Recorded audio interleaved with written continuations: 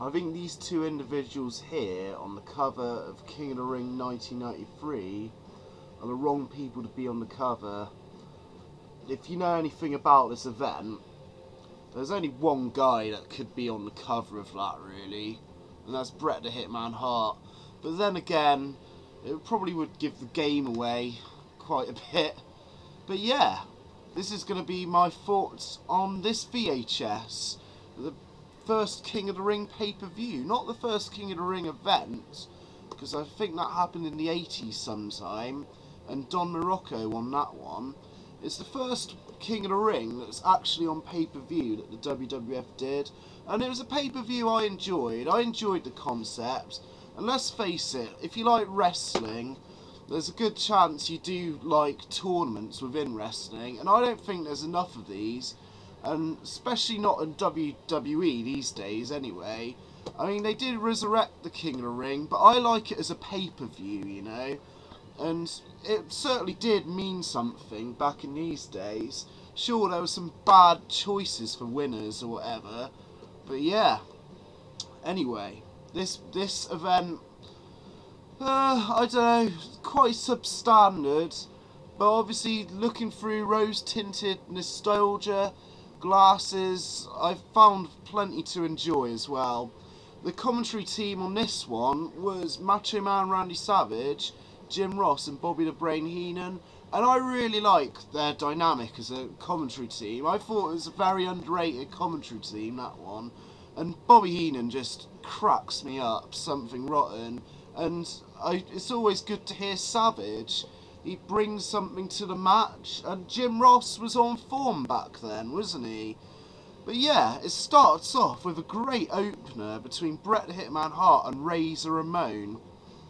You know, it's like quite short, it's 10 minutes, but it's still a very solid opener, and there's just this reversal in this match that Bret Hart did on Razor Ramon just really impressed me, and has made me sit up and go, oh wow, you know.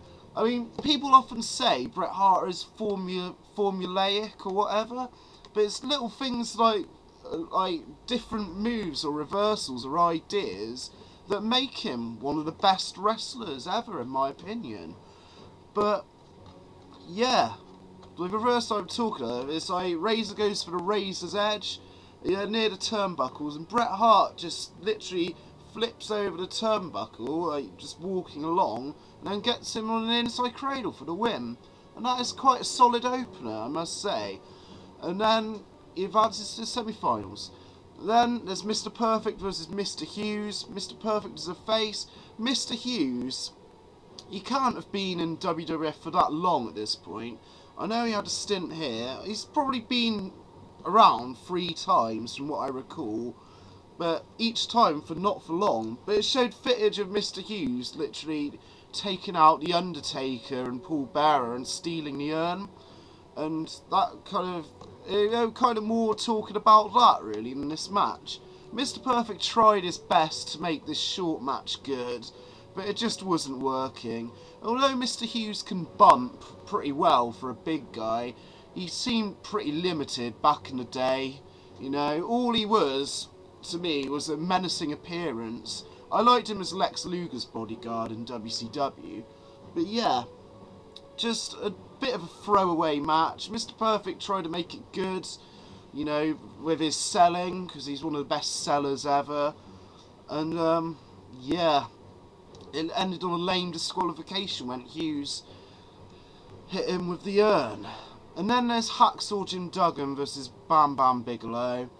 And yeah, once again, this isn't a great match either. This is pretty poor. I thought Bigelow was going to squash Hacksaw, but Hacksaw did get some offense in on Bigelow. But yeah, ultimately Bigelow won with his diving headbutt.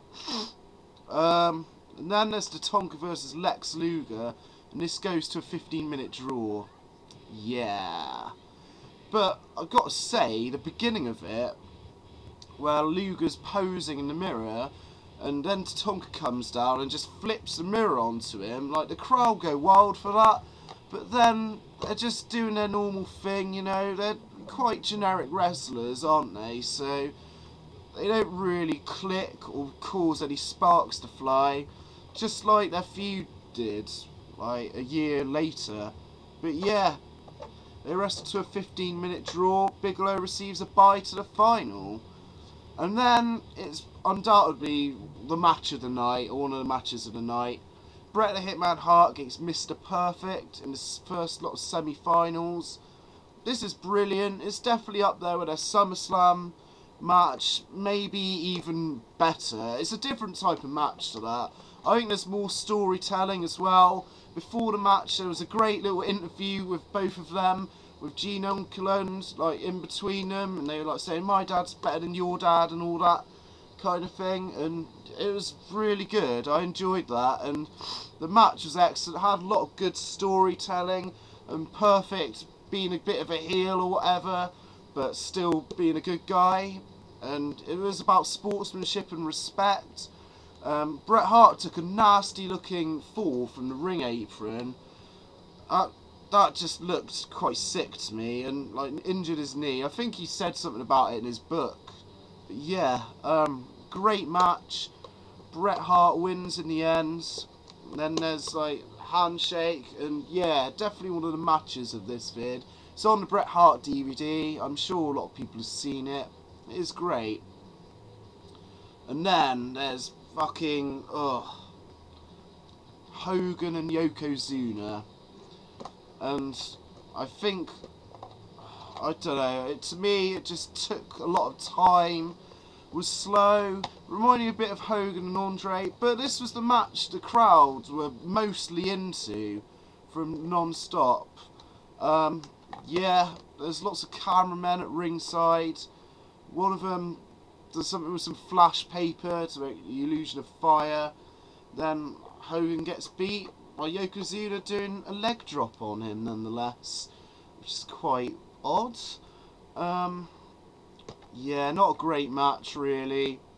And afterwards, Hulk Hogan gets squashed by Yokozuna a bit and gets sympathy, and the camera pans round to lots of young Hulkamaniacs looking upset, and I'm pissing myself with hysterics. Not because I hate Hulk Hogan, just because I always used to find it funny in old WWF shows when they do all that kind of thing, like little kids being scared of the Undertaker or whatever. I just thought it was funny.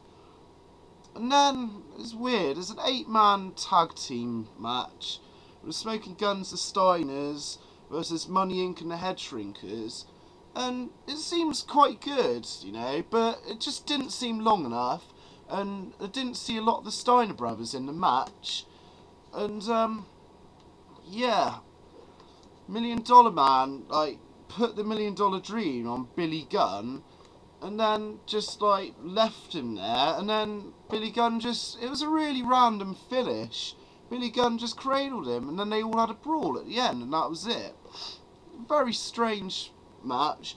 I would have liked it to have gone a bit longer, but at the end of the day it was just filler basically.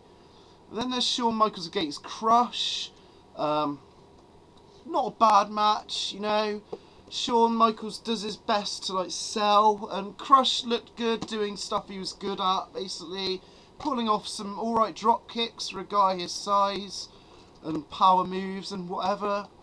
And that was that really. The Doink came down because he still had his thing going on with Crush, and distracted Crush, and Shawn Michaels kicked him in the back and head and won. Yeah, fuck me, I haven't got much time now. Yeah, in the final, Bret Hart, Bam Bam Bigelow, great match.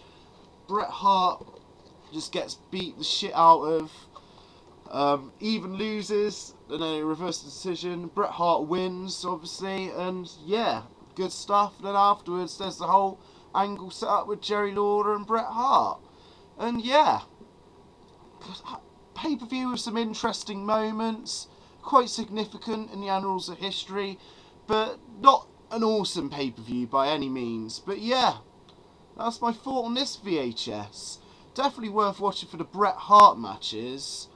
Very cool, but yeah, you can take it or leave it. Right, there's another VHS review. I'm sure there'll be more.